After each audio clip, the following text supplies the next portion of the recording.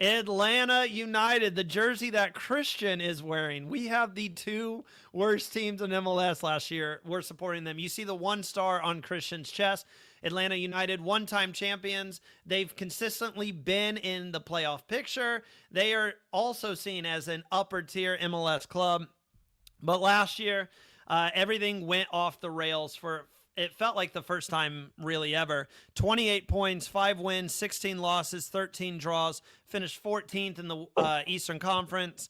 Head coach, they fired Ronnie Dyla. They brought back Tata Martino. Let's bring these boys back together. Getting Tata, Miguel Almiron. Well, you might as well just go out and sign Joseph Martinez. I don't think he has a home right now. Just bring him in to come off the bench as a super sub. Their top goal scorers, Emmanuel Latte Loth with 7. Alexei Miranchuk with 8.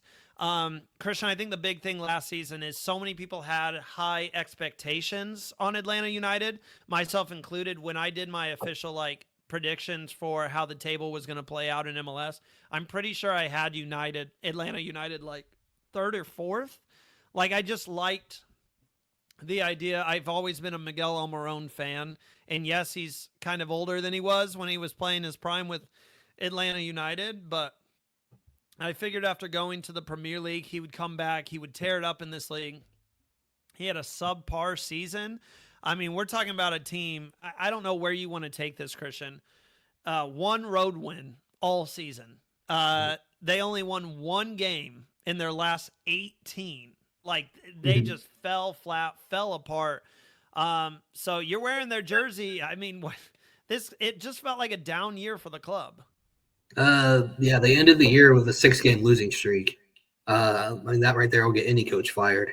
But on top of that, in my opinion, we're talking the worst season in club history. They tied their inaugural season with only 5 wins. I mean, like you said, top goal scorer 7, and there was a guy they brought in with big money, with high expectations, and it just flopped, and it just wasn't enough. Yeah, and not only, I mean, you look at them like DC United as this is a club who needs to retool their whole system. Brad Guzan, legendary MLS goalkeeper, he also has left. He is retired. So you got to figure out who you want in goal. I know you probably have someone you're going to talk about here, someone who might be good in goal. But all I have right now is they brought in Lucas Hoyas on a free transfer, goalkeeper. But yeah, it's Emmanuel Latte Loth. You talk about it. They spent so much money to bring him in. Seven is just, for lack of a better word, it's unacceptable. It's unacceptable. But not only that, but I mean, they spent all this money with Latte Almiron and Miranchuk, and only got 19 goals between the 3 of them. That's just not going to work when you're spending all this money on these players. You have higher expectations, especially for Almiron, who played. I mean, he had some great showings, a great form in the MLS or in the Premier League at times. So the expectations of him coming back to the MLS were high. I was excited to see him back. I don't have his exact numbers in front of me, but I think he had, what was it, 6, 7 assists, or maybe I'm mixing them up. I think he had 6 or something. I should look it up. Hold on. I'm gonna actually on the spot. I'm gonna look this up. Either way, like I said, between him and Latte Law, and then obviously adding a Miranchuk, they only had 19 goals between the 3 of them. So whether he was assisting or not, you still have to be able to get those guys the ball if you're going to spend money on them. Yeah, Miguel Almiron had 13 goal contributions last season, 6 goals, 7 assists, in 31 starts. Mm-hmm. Like you said, it's just that's not good enough at the end of the day. Let's go ahead and talk about Tata Martino coming in. I keep making a joke about it. This is, let's get the band back together, guys. Let's go out and get everyone who made our inaugural season, our championship season. Let's go back and get the people who made that special.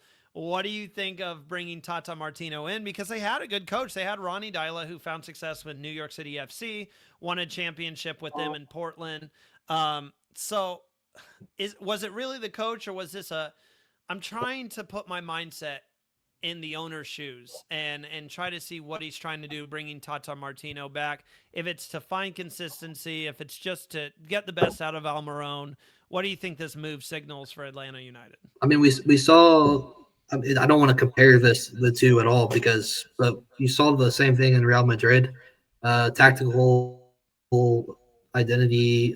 You have a coach who lost the locker room, and you just can't keep that around. Whereas Tata Martino, you know he's not going to lose the locker room. You know he's going to bring his his identity to this team, which I think that this team has a loss of identity. That's the biggest problem is they don't know what they're doing. They don't really have a tactical identity out there. But Tata Martino, coming off stints with the Mexican national team and Inter Miami, where with the Mexican national team, he averaged 2.08 points per game. And with Inter Miami, he got 1.9 points per game. That's going to be good enough to turn this around if he can continue that form. The thing with Tata is you bring up the Inter Miami form. That was my biggest issue with him. Is sure he found success with Atlanta United, went on to the Mexican national team, and he did well there. But they didn't find. I wouldn't say they found success. And then same with Inter Miami, it got to the point where Inter Miami felt like they needed to, shift gears and bring in a new manager as well. So if you can't find success with the GOAT playing for your team, how are you going to come to Atlanta United and find success? And maybe it does come down to, being the personality he is in the locker room. And maybe he's able to get to Latte Loth and Miran Chunk and Almiron and get the best from these guys. He got the best out of Almiron before, so why can't he do it now?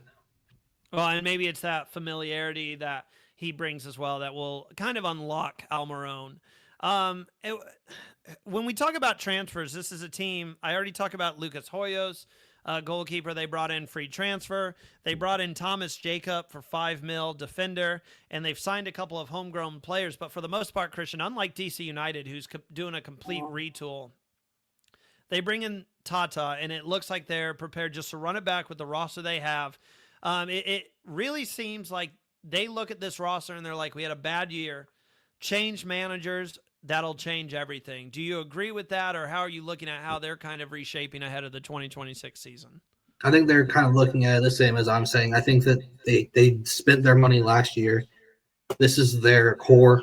They want to keep that core, and they think Tata Martino can bring back that sense of identity back. But on top of it, you lose Brad Guzan retires, and now you're thinking who's going to play between the sticks. And like you said, they had a free agent signing, or it was a free agent, correct? And then but I fully expect them to play this little youth that they have going on here because Jaden Hibbert is kind of getting some traction here on starting, and I think that they go ahead and let him take over. But you also have Jay Fortune and Matthew Edwards are also young players that are probably going to start for this team. So I think that while you have your experienced core, you also have a lot of youth retained, which I think is one of the biggest things for their offseason. Let's go ahead and get to my key to success, which I remind everyone is it's just basically one thing you got to do to find a little success with this team going into 2026. And my key to success is the stars got to show up. At the end of the day, like Christian says, you have spent so much money on these three players, Miran Chung, Latte Loth, Almiron. You also went out and got, if you want to count Tata as a star, you got your star head coach. You have to go out there and perform. And all of them had subpar stats to their standards in 2025. If you really want to turn this club around, the stars just got to show up. You've got enough star depth on this team to find success in the Eastern Conference, to make the playoffs. There's no reason Atlanta should have finished 14th. So I'm expecting more from their Showtime players here in 2026. Yeah, I'm going to branch off that with my three X factors. I'm going to start with Latte Loss MLS translation. I think Atlanta's entire attacking culture and structure is built around him to be the guy.